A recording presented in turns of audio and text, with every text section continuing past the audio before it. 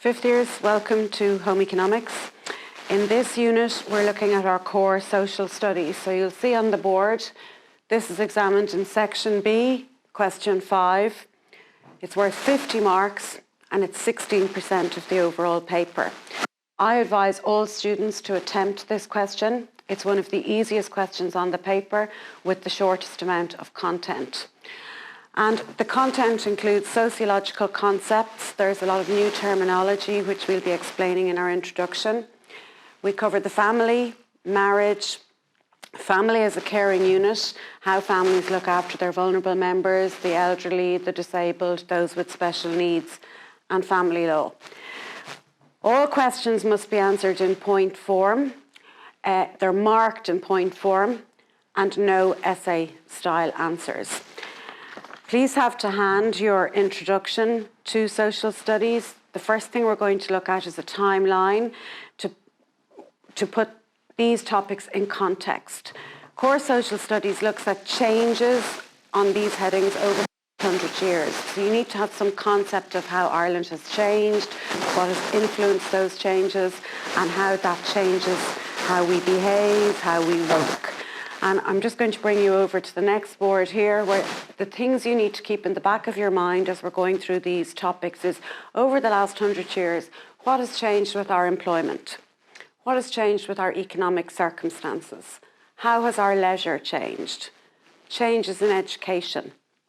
The impact of all of these on home and family life and on the food that we eat and what has changed our eating patterns. So I'm going to start by taking you through the timeline you have in your introduction to social studies. And we're looking at a timeline of historical events which will show us how and why Ireland has changed over the last 100 years. And you'll see we want to look at how events have impacted and affected the lives of ordinary Irish people, their leisure, education, home and family life. So we're going to start with April 1916, where we had the reading of the proclamation by Pádraig Pearse. At this time, Ireland was mainly rural. 70% of Irish people lived in the countryside. They survived on small holdings, so small farms. They ate what they could grow and what they could produce for themselves. Very little shop-bought food. People living in the cities often lived in tenements, many families sharing houses, maybe living in one room, two rooms. Work was very precarious. So, a lot of men would have worked on the docks, but there was very little permanent employment. They would have turned up on a day, been lucky to get a day's work or not. There was also no social welfare. So if you couldn't provide for yourself, there was no backup. Our next timeline is July 1916, and this was during World War I. And at this point, approximately 200,000 Irish soldiers go to fight in what they called the Great War at that time. And they didn't go because they wanted to fight in a war. They went because they were economically driven. They had no form of income at home, and they saw this as a way to provide for their families. Our next important timeline is February 1918, and this was when Irish women got the right to vote. But it had a catch. You had to be over 30 and you had to own property. Very few Irish women in 1918 owned property. Once they got married, they were considered to be their husband's property, and the husband was usually the named individual on the title deeds of any property. We move on then to May 1927, when women were exempted from jury duty on an opt-in basis. So it was felt that jury duty might expose them to unsuitable utterances. In other words, they might hear things that would affect their delicate disposition. And this was the first of many limits on women's freedom in post-independent Ireland. We move on to December 1937, when the Irish Constitution came into force. And what you need to bear in mind with the Irish Constitution is we were a hugely religious country in 1937, and many of the articles in the Constitution reflect Catholic teaching of the time. One, for example, that's up for discussion at the moment is the woman's place is in the home. So moving on to September 1939 with the outbreak of World War II. Ireland declared a state of emergency. And that had a huge effect on the population. It meant that people's salaries were cut in half, soldiers, civil servants, anybody working for the state. And at this point, we had approximately 600, between 60 and 70,000 Irish men went to fight in the war. Again, many due to economic circumstances. So 1947 sees the start of rural electrification, and this was very, very important. Before 1947, some cities and large towns had electricity, but many rural areas did not. That meant cooking on an open fire, no fridge, no washing machine. So lives were very difficult. Think about collecting water, cooking, like I said, on an open fire, having to keep your perishables probably outdoors to keep them fresh, or shopping for them every day. Life was very difficult. So rural electrification made massive changes to the Irish people. And a recession followed the end of the Second World War. This saw the first wave of Irish emigration. And at this point, Irish people were largely unskilled, so a lot of them went to the UK and they went to work as labourers on building sites if they were men. Women often went to work in domestic service as maids, as servants, or in factories as factory workers. Our next timeline brings us to April 1951, when the then Minister for Health, Noel Browne, resigned over the failure to bring in the mother and baby scheme. And this scheme was very important because it aimed to bring free ante and postnatal medical treatment to women and children under 16. But the church called this scheme anti-family. And that would lead us to believe that the church's concerns were that it might be the slippery slope to contraception. The church did not agree with. We move on then to June 1959, when Sean Lemass is elected Taoiseach, and he's credited with beginning the modernisation of Ireland as we know it today. 1960s, our next date, and we look at the author Edna O'Brien's Country Girl. Her book was banned, and both the government and church labelled it as filth because it explored an emotional friendship between two women.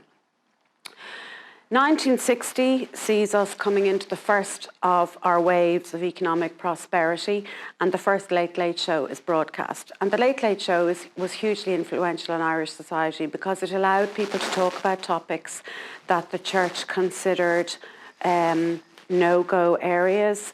It allowed for the first time Irish people to have a look at what other people's opinions outside of maybe strict Catholic teaching. We move to September 1966, when Donogh O'Malley announces the introduction of free secondary education. This is probably one of the most significant points in our Irish journey of the last 100 years. Prior to this, secondary schools were fee-paying. Because we were a very poor country, most families could not afford to pay fees. So unless you got a scholarship or your family were relatively wealthy, you couldn't afford to go to secondary school. Most Irish people left school after primary, and we had an exam at the end of primary school because of this called the primary certificate, and that was the education level most Irish people achieved. So bringing in free secondary education was massively important. The 1970s saw the growing of the women's liberation movement, and they did a lot of attention-getting activity. One of them was things like served in a pub. Prior to this, women were only allowed in the snug pub, which was a cordoned-off area, and women were regarded as being very poorly behaved if they went to the pub. The other thing they did is they went to Connolly Station as a big group, got the train up to Northern Ireland and bought condoms and other forms of contraception, came back to Ireland, and they were trying to get attention for the freedoms that they thought all Irish women should have. Thing they did, the 40-foot out at Sandy Cove was very much a male area for swimming, and some of the women's libbers went out and joined their male counterparts swimming naked in the 40-foot. So 1972, January saw Bloody Sunday, the beginning of the Troubles in Northern Ireland. Another very significant date was 1973. This is when the marriage bar was lifted in Ireland. The marriage bar was stated that all Irish women working for the state, so teachers, nurses, civil servants, etc., had to retire on marriage. They were not allowed to work after marriage. So the lifting of this was very important. And another very significant thing that happened in 1973 was the introduction of what was then called the Unmarried Mother's Allowance. Terrible name. It's now called a Lone Parent Allowance. But prior to 1973, if you had a baby outside of marriage, it was up to you to support that child. The state did nothing to help you. So the Unmarried Mother's Allowance was helpful. It was also an acknowledgement that people did have children outside of marriage, and it was the beginning of a slow social change. We also joined the European Economic Community, as it was called at that time, in 1973. So September 1979 brings us to Pope John Paul II visited Ireland, and 1 million people attended a Mass in the Phoenix Park. And not so long ago, we had another papal visit, and we had less than 100,000 people attending. So that shows you the influence of the church declining pretty rapidly from 1979 to the present day. January 1980, we slid into one of our deep recessions. There was an imposition of austerity. And what austerity means quite often is people taking pay cuts. And because people have to take pay cuts, they've less disposable income. It affects the whole of society. They're not spending in their local economy. That leads to maybe people being laid off in service industries in the local economy, in pubs, in restaurants. So it has a knock-on effect for unemployment. This time we had large numbers of people emigrating, but unlike the emigration of the 1940s and 50s, this time the people that were emigrating were highly skilled. We have free secondary education, a lot of people doing their Leaving Cert and then moving on to third level. So the group that emigrated in the 80s were very well educated. They continued to go to the UK, but they did go to America. Also, they got highly paid professional jobs. Many did come back, many settled down, had families and remained in those countries. November 1980 sees contraception becoming legal, although limited. It was only available from pharmacies for the purposes of family planning, and implied in that was you had to be married and you had to have a doctor's prescription. 1984 sees the foundation of Ryanair. And this is very important to bring us back to when I was saying, look at the influences, things like food. You know, prior to the introduction of cheap flights were very expensive. To go to London, for example, would have cost you the equivalent of 300, 350 euros. So travel was not for everybody. It was too expensive. And it meant that we had a relatively limited diet here in Ireland. Cheap travel saw people going on mini breaks and going on a lot more holidays. They tasted foods in other countries. They came back, they wanted that food here in Ireland. They wanted to be able to cook it for themselves. And you only have to go into any local supermarket now and see the variety of ethnic foods and ethnic ingredients and ingredients from all over the world available for you to bring home and cook for yourself and your family. So January 1984 is our next timeline, and you're all too young to remember this, but there was a teenager called Anne Lovett and her baby. She was an unmarried girl, pregnant. Nobody knew she was pregnant. She hid it very well. And when it came time to have the baby, she must have panicked, and she went to the local church's grotto where she gave birth to her baby. And when she was found, both her and the baby had died. And this was very upsetting on a national level, and it made people start to think and reflect on our society's treatment of unmarried women, that we could allow a young girl and her baby to die in such horrific circumstances. So November 1990 saw Mary Robinson being elected as President of Ireland, the first female president. She was also one of the women who've been very heavily involved in lobbying for social change. So moving on to February 1992, this was the X case. And this was a case, we never knew the identity of the girl who wanted to have an abortion and was prevented by the state. And this led to very heated, divisive abortion referenda. Ultimately, this allowed the right to travel for an abortion. And also during the early 90s, we began a very slow economic recovery from the recession of the 80s. June 1993 sees homosexuality being decriminalised. You know, prior to this, people who were homosexual, it was a very secretive life. They couldn't tell anybody. There was a lot of social discrimination. November 1995, after a very divisive campaign, we see the divorce referendum being passed, but very narrowly, it has to be said. So May 1998 sees the Good Friday Agreement, so finally peace in Northern Ireland and on the island of Ireland. January 2002, the Irish pound was replaced by the euro. 2003, Google comes to Ireland, quickly followed by Facebook, and it was the beginning of what we became known as the Celtic Tiger era. And as we move on through the social studies coursework and topics, you will see the importance of these companies. It's called foreign direct investment. They're huge employers in Ireland in the tech industry, in the pharmaceutical industry. They're very important for our employment, our economic circumstances, and our home and family life. They provide massive employment here in Ireland. March 2004 saw the introduction of the smoking ban. We were one of the first countries in Europe to bring in that ban. May 2009, we had the Ryan Commission report and the Murphy report. Now, these were both reports into clerical child abuse.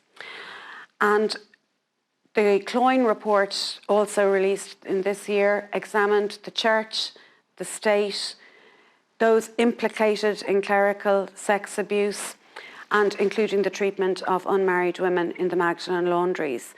And these were very significant because it led to a lot of discussion, it led to a lot of disgust by very many people, and I think it probably started the decline in adherence to the teachings of the Catholic Church. And you can see as we've gone through the timeline, we've become much more secular into things like lone parents, allowing contraception, decriminalising homosexuality, perfectly acceptable for women to go on to third level and have careers. A lot of this has been the secularisation of our society. November 2010, the Governor of the Central Bank has confirmed that Ireland has secured a bailout at a cost of 60 billion. And we were plunged immediately into 8 years of very serious austerity, lots of pay cuts, lots of people losing their jobs, losing their homes. And, there's been a very, very slow recovery. This led to another wave of mass emigration. This time it was a different dynamic of people going. We had the very young going. All building pretty much stopped in Ireland. So labourers, electricians, people in the with building skills had no work. So they left. What marked this wave of emigration and made it different from some of the others was that we now had a lot of families emigrating. And where they went was also a little bit different. Many going to Canada, Australia, New Zealand, UAE, Middle East, and like I said, virtually all building ceased overnight. October 2012 is our next important timeline, and we're looking at the death of a pregnant woman, Savita Halappanavar. This rocked the nation because she requested an abortion. She was denied the abortion in the hospital, and this began another reflection in our society on the repeal of the Eighth Amendment. So May 2015 saw the gay referendum passing by a huge majority. And again, this put us as the first country to actually approve by popular consensus gay marriage. 2018, after a very bitter Eighth Amendment campaign, the Eighth Amendment to the Constitution is removed, allowing abortion to be legally carried out in Ireland. And May 2019, the divorce referendum passes, reducing the time to seek a divorce from 4 years to 2 years. Prior to May 2019, people who wished to seek a divorce had to be living apart for 4 out of the previous 5 years. It was recognised that that was quite a long timeline, so it's now been reduced to 2 out of the previous 3 years. So we're going to move on in our next lesson to look at sociological concepts. I would suggest you have a pen handy, because as we go through the sociological concepts, you might like to make a few notes on them. And we will move on then after that to looking at the family, and we look at the most common topics that have been questioned on this topic. Thank you.